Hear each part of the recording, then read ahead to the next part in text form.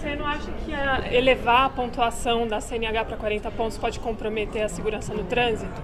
Não, absolutamente. Acho que não tem relação. Se você observar o que está acontecendo, os órgãos de trânsito não estão tendo capacidade de processar e fazer a suspensão quando se atinge os 20 pontos, né?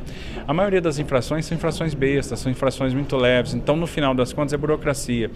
Eu acho que o endurecimento da pena para aquelas transgressões graves, como a alcoolemia, por exemplo, a gente está simplificando, tirando o processo para suspensão, isso sim vai trazer repercussão na segurança. Então a gente elimina a burocracia, que é estéril, que é inútil, e melhora a segurança sendo mais rigoroso naquelas penas que realmente, naquelas faltas que realmente são graves. Mas aí vocês, por exemplo, podem aumentar a pontuação dessas infrações mais graves, ministro, para que tenha ainda a repercussão devida, porque as pessoas não podem dirigir bêbadas, né, ministro, e passar impunemente. Porque, na verdade, essas faltas, elas já têm a suspensão automática, né? A pena já é a suspensão do direito de dirigir.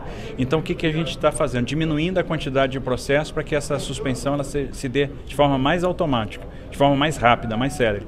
Então, a gente simplifica o processo de suspensão naquilo que é grave e aumenta a pontuação, até porque os órgãos têm capacidade de processar naquilo que é mais leve e que, enfim, hoje só representa burocracia. Direção acima da velocidade permitida inclui numa falta mais grave ou você acredita que tem essas mais leves que devem ser desburocratizadas? Depende, né? O que é dirigir acima da velocidade permitida? Se você tem lá a via 70 km, você passa 80, isso é grave? Isso às vezes é distração. Então isso para mim é leve, não tem, isso pode ficar naquela faixa dos 40 sem problema nenhum. O problema é quando quando o excesso de velocidade é muito acima da velocidade permitida da via. Por isso que tem aquela gradação, né, em termos de penalidade, do que é grave, do que é gravíssimo, né? Então a falta de simplesmente passar acima da velocidade é uma falta leve, não é uma falta. O governo tem algum levantamento de quantas carteiras deveriam estar suspensas e não foram suspensas por causa da burocracia? Tem, eu não sei dizer de cabeça, mas tem sim. São muitas, né? Porque as pessoas acabam atingindo os 20 pontos com certa facilidade, né? Você pega em Brasília, por exemplo, que tem um pardal atrás do outro, o cara para ir para o trabalho, às vezes, ele toma 3, 4 multas, né? Porque está distraído, aí é aquele negócio, a via é 60, ele passa a 70, aí depois é 80, depois volta para 60, então é uma confusão, e isso acaba fazendo com que o motorista mais distraído vá sendo penalizado reiteradamente, então isso no final das contas não faz muito sentido. Como é que vocês vão encaminhar essas mudanças, ministro? Já está definido o projeto de lei? Como é que se faz? Projeto de lei, então isso tem que ser discutido pelo Congresso, é importante que o Congresso entre no debate, então não há... Por isso que houve a opção de mandar projeto de lei, não medida provisória. Eu acho que semana que vem esse projeto de lei deve estar no Palácio e o Palácio vai ver o melhor momento de mandar para o Congresso.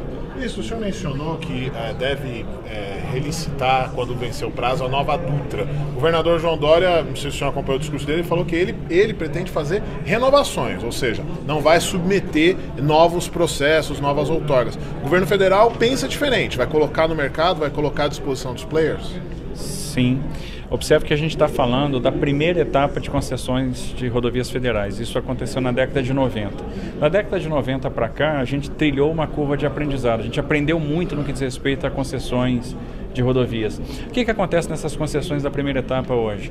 O usuário paga tarifas altas, nós temos contratos focados em obra que privilegiam grandes taxas internas de retorno e que o usuário acaba não percebendo o investimento. O contrato modernizou muito, né? A forma de fazer a regulação modernizou muito da década de 90 para cá, então é importante que a gente agora ofereça à sociedade novos contratos, onde o usuário consiga perceber o porquê de ele estar pagando as tarifas. A tarifa é dinâmica?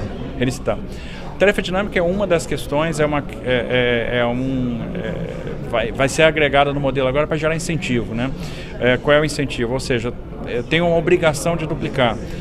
Então tem uma tarifa baixa no primeiro momento, a tarifa ela fica mais alta a partir do momento que a concessionária entrega aquela via duplicada. Então ele tem uma cenoura, ele tem um incentivo para buscar fazer aquele empreendimento que ele sabe que ele vai gerar receita a partir do momento que o investimento estiver pronto. E o processo licitatório também não vai ser mais em cima da tarifa mais barata, vai ser em termos de investimentos que serão feitos? Na maior parte dos casos, sim. Sempre que couber a outorga, e aí pode ser que a gente enfrente leilões que estejam no limite da viabilidade, mas sempre que for possível a gente vai fazer licitações de maior outorga. A gente acredita que isso também gera um incentivo para o cumprimento do contrato, né? Porque ninguém vai abandonar o contrato depois de ter pago a outorga, né? E ninguém vai se interessar em desnaturar contrato depois de ter pago uma outorga grande, nem vai ficar correndo atrás de obras que acabam causando essas deformações para gerar incentivo tarifário. Não, você tem uma tarifa que está definida na largada e é pago uma outorga, então eu acredito que é um modelo mais interessante, é um modelo que São Paulo já vem adotando com sucesso e vai ser replicado agora no âmbito federal. Agora, ministro, o senhor falou também na possibilidade de desestatização das companhias docas, queria que o senhor pudesse dar um pouco mais de detalhes em relação a isso. Nós vamos começar a fazer os estudos para desestatização de companhias docas, nós vamos começar pela Docas do Espírito Santo, o modelo não está definido ainda, se vai ser uma abertura de capital com controle do Estado, ou se é uma concessão integral do ativo portuário mantendo a empresa, enfim. Mas então os estudos vão dizer qual é o caminho mais adequado, qual é aquele que gera maior valor, mas nós vamos começar. Vamos começar com a Docas do Espírito Santo, a gente tem uma sinalização positiva de abertura, interesse em fazer abertura de capital de swap, nós vamos fazer isso em São Sebastião, vamos fazer isso em Santos, então a gente está começando essa jornada que